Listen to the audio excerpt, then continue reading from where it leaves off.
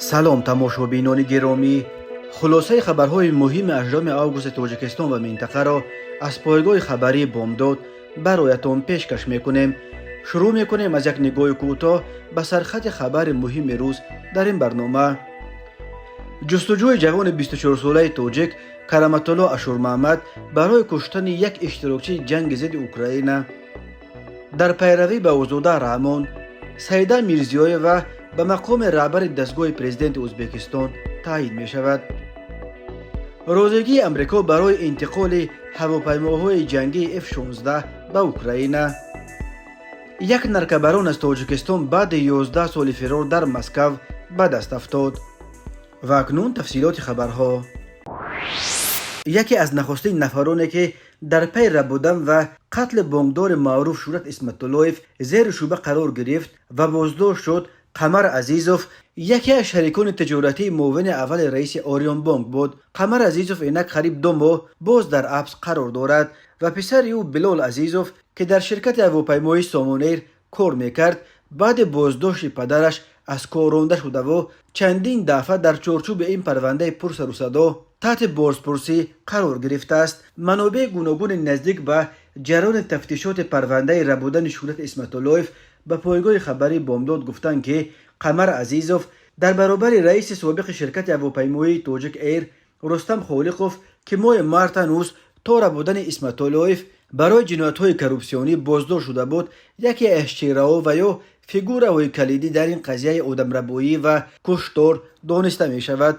قمر عزیزوف از خانواده‌های هنرمندان معروف ذوالفقار عزیزوف بوده، برادر اساسگذار گروه در وقتش آوازدار انیس می باشد، ولی به فرق از برادران آوازخوانش اساساً به تجارت مشغول بوده است. قمر عزیزوف با شورت اسمتالایف تجارت خانه‌سازی داشت و به گفته یک منبع بامداد محض او به آدمربایان درباره با بیت کوین مبلغ زیاد جمع آوردن این شریک تجارتیش معلوم داده است. بنا به یک فرضیه سبب به این راه کج رفتن قمر عزیزوف گویا به مبلغ 3 میلیون دلار قرضدار شدنش از شورت اسمتالایف گردیده است. منابع بامداد میگویند گروه درشاد کراسافچک الکی دومین گروهی بود که قمر عزیزوف برای ربودن شورت اسمتالایف فرستاده بود. گروه اول برای انجام این کار حتی یک ماشین واز 2114 خریده از پس کار شدند، ولی ماشین آنها در نیمه راه از کار برآمده است. به بالا این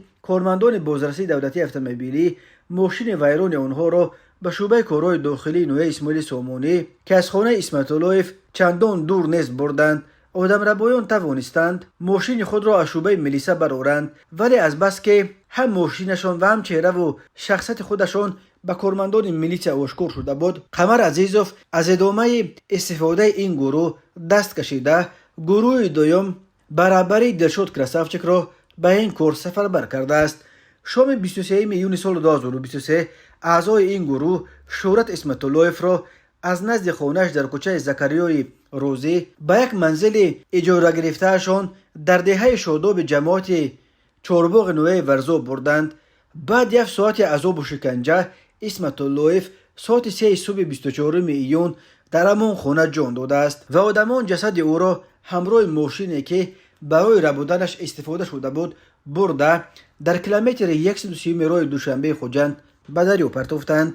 جسد اسمتالایف را بعد 50 روز جستجو روز 12 آگوست از دریای زرافشان در حدود جماعت سرزم در کنار شهر پنجکند پیدا کردند.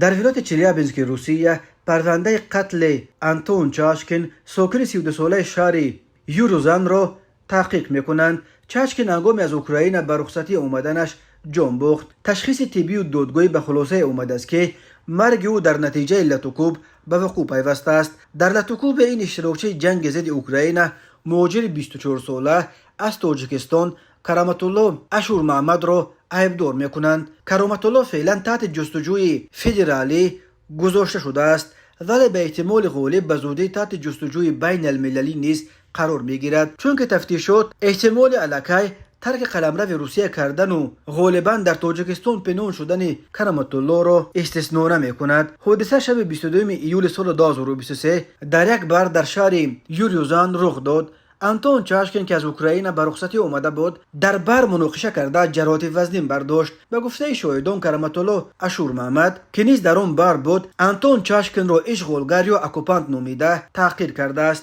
بحث آنها به کوچه کوچید و به زن و زنی پیچید. بر اثر یک ضرب سخت انتون چاشکین به زمین افتاد و سرش به اسفالت برخورد و او از هوش رفت. کرامت الله اشور محمد بعد این جای حادثه را فرار کرده است و تفتیشات او را حالا به همین ابدار میکند که جبر دیده را تنها پرتافته به او کمک نرسانیده است. انتون چاشکین را دیگران از جای حادثه به بیمارستان بردند، ولی طبیبان بعد دارو کردن و با داکه بستن زخم سرش او را جواب دادند.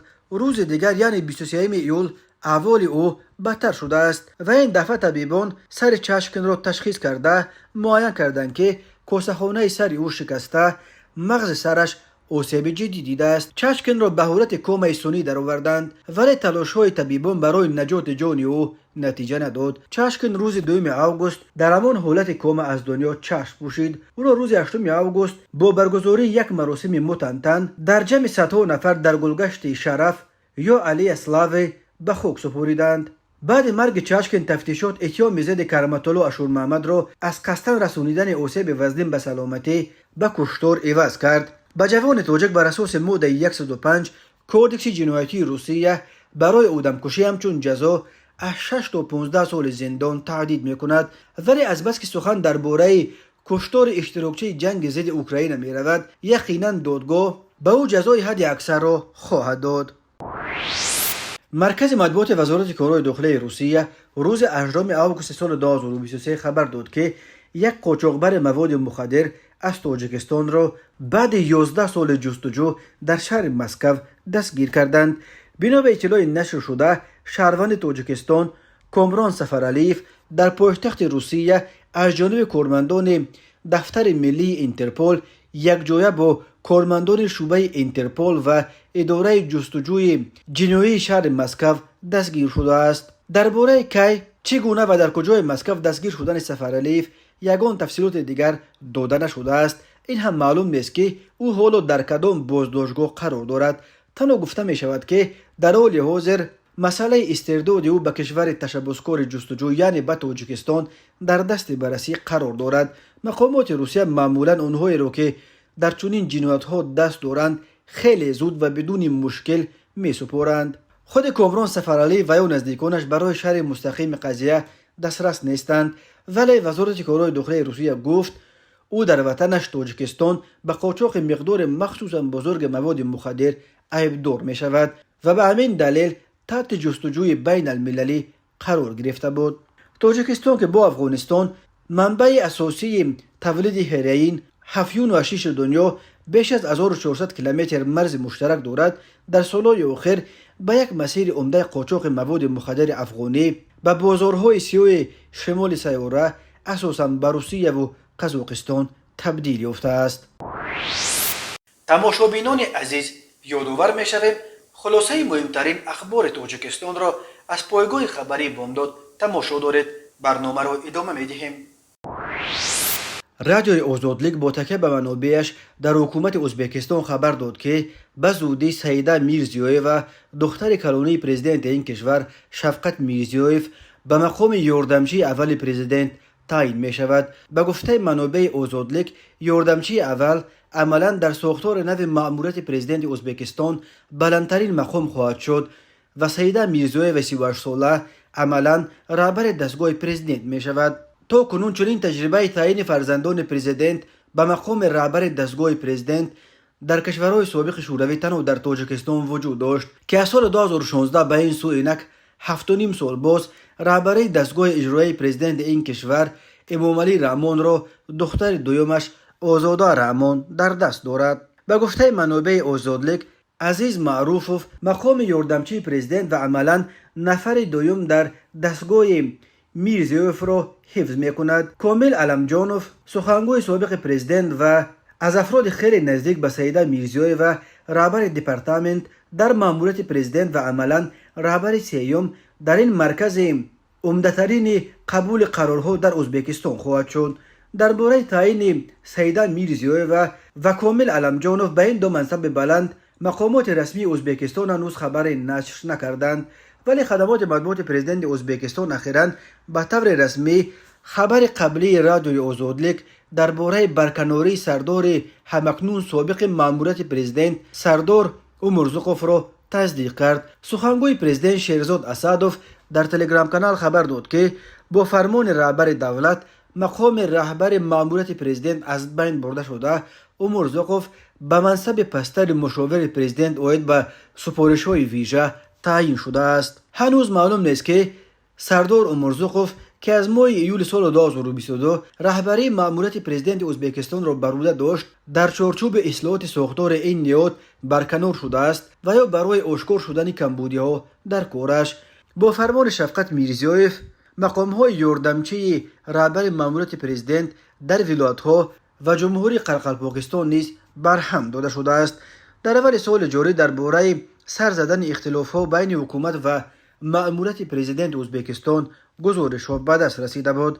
همچنین خبرهای درباره اختلاف نظر بین رهبر دستگاه پرزیدنت سردار اومورزوقوف و سیده میرزیویوا که تا حال رسما در ماموریت پرزیدنت در مقام‌های خیلی پستر مدیر شعبه ارتباط و سیاست اطلاعاتی کار می‌کند به گوش می‌رسید. آزادلیک می‌نویسد اصلاحات اخیر در ساختار ماموریت پرزیدنت از تقویت مقام و نفوذ دختر کلونی شفقت میرزیویف درک می‌دهد. سیده میرزیویوا اخیراً جهت اصلاح چندین قانون مربوط به حقوق زنان و معارف تشبث کرده بود و این تشبث‌ها در مطبوعات ازبکستان به طور گسترده تبلیغ می‌شد. رسیدن به مقام رهبر دستگاه پرزیدنت را بسیاری از ناظران امور همچون وارث اعتباری کرسی پدرش مطرح شدن سیده میرزیویوا تلقی می‌کنند. شفقت میرزیویف که 66 سال دارد همگی 2 ماه پیش بار سیوم پرزیدنت ازبکستان انتخاب شد. اما در عین زمان منتقدان میرزیویف را به خش و تبارگرایی در سیاست کادریش عیبدار میکنند. رادیو آزادلیک اخیراً در یک گزارش تحقیقاتی از تعیین بیش از 20 تن از خویشاوندان میرزیویف با شمول دختران و دامادهایش به مقام‌های بلند خبر داد. خبرگزاری ریترز روز 8 آگوست سال 2023 با تکیه به منابع خود در دپارتمنت دولتی یا وزارت کارهای خارجی امریکا و کاتب دولتی امریکا انتونی بلینکن خبر می‌دهد که حکومت امریکا به 2 کشور اروپایی دانیا و هلند اجازه داده است که طیاره‌های جنگی نو F-16 ساخت امریکا را به اوکراین بدهند. بنا به گزارش ریترز انتونی بلینکن در نامه‌هایش به وزیران خارجه دانیا و هلند نوشته است که حکومت امریکا در مورد ارسال هواپیماهای نو F-16 به اوکراین موافق است. در این مکتوب که نسخه آن به دست ریترز رسیده است بلینکن از جمله نوشته است که من حمایت کامل ایالات متحده آمریکا در مورد آموزش دادن پیلوت‌های اوکراینی توسط مربیان حرفه‌ای موجوده و در آینده انتقال دادن هواپیماهای F-16 از سوی متحدان آمریکا به اوکراین اعلان می‌کنم. همچنین این مقامدار آمریکایی تاکید نموده است که بسیار ضرور و حیاتی است که اوکراین بتواند در برابر تجاوز روسیه و پایمال شدن استقلالش از خود دفاع کند. وزیر خارجه دانیا لارس لیوکه راسمونسن نیز رضایت آمریکا برای به اوکراین دادن هواپیماهای F-16 بعد انجام آموزش پیلوت‌های اوکراینی را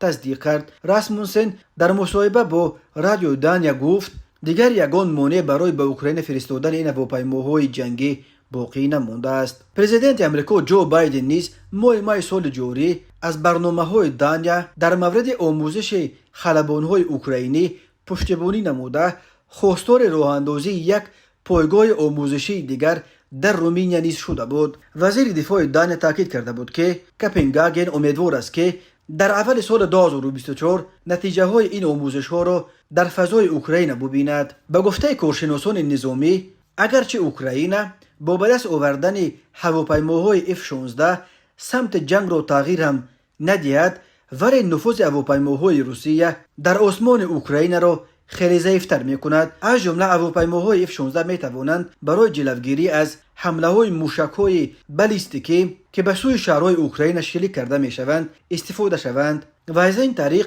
پیش روی کشته شدن اهالی آسایشته را بگیرند. مشاهده ها در دوام این قریب 1.5 سال جنگ ضد روسیه با اوکراین نشان داد که یک نقطه اصم ضعیف قوه‌های مسلح اوکراین نیروهای هواییش است.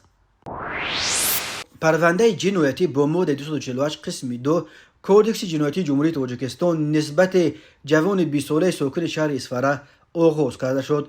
نامبرده 4 آگوست سال 2023 تخمینا ساعت 14:30 دقیقه در حدود بازار مرکزی شهر اسفره قرار داشته با مقصد غارتگری آشکارا با استفاده زوراوری از دست زن 39 ساله ساکن شهر مذکور یک عدد تلفن موبیلی تمغه ردمی نوت 8 را تصرف نموده از جای حادثه غیب زده است. این چنین پرونده جنایتی با ماده 32 قسم 3 248 قسم 2 کودکس جنایتی جمهوری تاجیکستان نسبت زن 30 ساله ساکن نوی باباجان غفوروف آغاز کرده شد. نام برده 12 آگوست سال 2023 تخمینا ساعت 0:00 دقیقه با مقصد غارتگری به خانه استقامتی زن 49 ساله ساکن نوی مذکور وارد گشته آشکارا با استفاده زوراوری او را به زمین افکنده یک عدد تلفن موبیلی تمغه سامسونگ A11 را تصرف نمودن شده است. اما مقصد جنایتکارانه خود را به آخر نرسانیده از جای حادثه غیب زدنی شده است که از طرف صاحبخانه دستگیر گردیده است. به شعبه وزارت کارهای داخله در نویه فرخار با عریضه مرد 53 ساله ساکن نویه مذکور مراجعت نموده است که ماه ایول سال 2023 شخصان نامعلوم با راه پنهانی وارد حوله استقامتی او شده از آنجا اشیاء روزگار را دزدیده از جای حادثه غیب زدند. هنگام گذراندن چهاربینی‌های اپراتیوی جستجویی از جانب کارمندان میلیسیا مرد 44 ساله ساکن همین نویه با گمان صادر نمودن جنایت دزدی دستگیر کرده شد. این چنین ضمن برگزار نمودن چهاربینی‌های اپراتیوی جستجویی از جانب کارمندان میلیسیا نابالغان 16 و 17 ساله ساکنان نوع سپیتامین همچون گمانبر در صادر نمودن جنایت دزدی دستگیر کرده شدند. نامبردگان 22 ایول سال 2023 تخمینا ساعت 20:00 دقیقه از خانه استقامتی مرد 63 ساله ساکن امین نویه یک عدد دوچرخه اسکوتر را تصرف نموده از جای حادثه غیب زدند. از روی حادثه های مذکور تفتیشات ادامه دارد. تماشابینان عزیز و گرامی، این بود مرور به خلاصه چند خبر مهم امروز تاجیکستان. خبر و گزارش های بیشتر از تاجیکستان و درباره تاجیکستان و اطراف آن را در سامانه پایگاه خبری بامداد در این نشانه پیگیری نمایید: www.bomdad.com. خوش باشید.